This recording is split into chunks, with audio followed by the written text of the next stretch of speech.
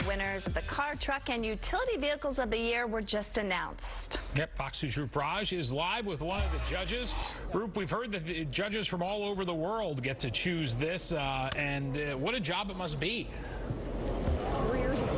It is a hard job because of all of the choices and, of course, all of the different reasons that you would say yes to one vehicle and no to another, although that's not as easy and as simple as it is. John McElroy is one of the judges. Lauren Fix, of course, we know very well. We'll be talking to Lauren in a moment. But first, John, as a judge, you're standing next to the very car that just got Car of the Year, the Honda Accord. Why this car? Yeah, why this car? And it was up against some really, really good cars. Two of the other finalists included the Toyota Camry and the Kia Stinger. I think the jury went with this one, though, because, man, not only is it a good car, but it's very significant to the rest of the market. It's a car that's going to sell a ton, and you're right, very difficult to say this one's better than the other, but we decided this is the one. John McElroy with Autoline, of course, the host of that show. We thank you so much for joining us. Lauren Fix, you're a fixture with us, of course, every single year. And across the country, people talk to you and go to you for the very question that we're going to ask you. As an officer who's kind of in charge of this contest, when you take a look at this car, why would you say the Honda Accord? Well, I have to say, all 9 vehicles that were finalists, you could not buy it and go home and go, I can't believe I bought this, I made a mistake. All of them were fantastic.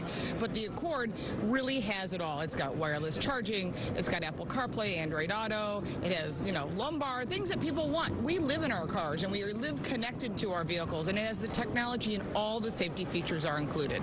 And I think that's part of one of the things that people want, is they want a vehicle that all the safety features are included. And they're not like, well, they're nickel and diming me to death with all these extra. Everything is there. And it's really a great vehicle. And there's a lot of Detroiters who like the Honda Accord, but there's a heck of a lot of Detroiters that love the Lincolns because of Ford. And Ford, of course, in our backyard here, the Navigator getting Truck of the Year. That's a huge deal. That's huge. First time ever for Lincoln to win. And I didn't even know it would be Lincoln. We were really, of all the ones in the categories, we thought, well, that's a tough one. You know, Ford Expedition, Lincoln Navigator, same thing. And they were thinking price points.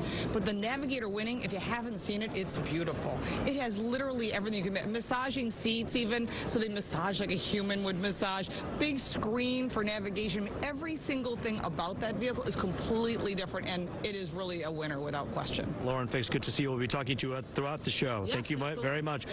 Jay and Amy, back over to you as we talk about the Lincoln Navigator. Of course, yes, the Honda Accord that we see here, the lines, the shapes on this car are absolutely beautiful and awesome. But the Lincoln Navigator, I got to tell you, the one part of it that I would say no to are the massaging seats. I have a hard enough time trying to stay alert while you're driving. And it's a blast from the past. So anyway, they're doing that over there. I'm inside the Twizy, which, check this out. It's not here. It's in Europe, and it's in Mexico. And this particular is an electric vehicle that is good for, you know, areas that have tighter quarters. People can get around, including Paul Fix with Car Coach Reports. He's a millennial. He's here to give us a millennial perspective, if you will, when it comes to the auto show this year. And you're inside of the Twizy. Yes. You're more than welcome to come out of it and talk to us a little bit about what this is. First of all, it is very small and very good for tight city streets and mobility. All-electric vehicle selling in Europe and in Mexico, and for people that have you know, not a lot of parking space and they need to get around quickly, don't need to bring a lot of stuff with them, this is a great option. But could you imagine buzzing on 696 in this thing just on the shoulder? You imagine the state police chasing? We have a Twizy on the loose. It's only in Mexico right now and only in Europe, but nonetheless, this is just more of a concept for us here in the States. Other not things around here. No, it's not fast enough.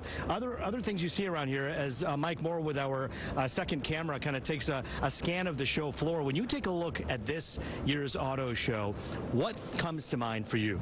I think what's really big right now is mobility and technology. So how can we make getting around in our daily lives easier, and technology is helping us do that. And for a lot of millennials and for a lot of other people as well, having technology making your life easier, you know, keeping you in the middle of the lane, making sure you don't get into accidents, and alerting you of things happening around you, plus making sure that you stay awake on the road. It's all very important, and that's what a lot of these manufacturers are focusing on right now. So it's the technology that's inside the car, not just, you know, for a while there, for many years, for decades, the auto show would talk about the engine, the motor, motor, the power. And now it's really about the tech and the power of tech inside these cars. Right, but there's also a lot of really exciting engines that are out there and powertrains. For instance, Ford just announced that they're doing an anniversary edition of the Bullet from the old Steve McQueen movie, and I'm very excited to see that. It's over in the Ford booth.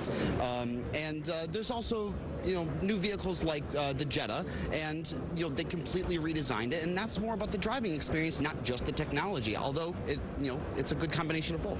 Let's get one of the gentlemen from Twizy. Could you drive off in this for us? Can you get in this and drive off, please, for us live on TV? One of you. Can you come inside and drive off? Drive in it, please, like you did before. All right. Completely silent and electric. Yes, that's completely silent and electric. The big thing here at the auto show is that electric vehicles are a lot of these companies are really pushing for that. Let me get the door for you real quick here. Watch your hands. Inside the Twizy he goes as we take a look at what millennials are talking about. And by the way, they're not just into the technology, as you just heard Paul Fix say with Car Coach Reports. This is about the power in the cars, the technology in the cars, and the merging of both of those. When you have a powerful car with great technology, wow, you're moving mountains. Oh, yeah, absolutely. Of course, we got cars like the Civic Type R and things like that. It's about the experience that somebody has while driving a vehicle. And if having a small vehicle to help you get around town easily that's completely silent is for you, absolutely go for it. There's something for you out there.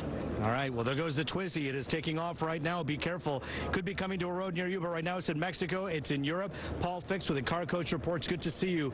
Thanks for your perspective. Thanks so much.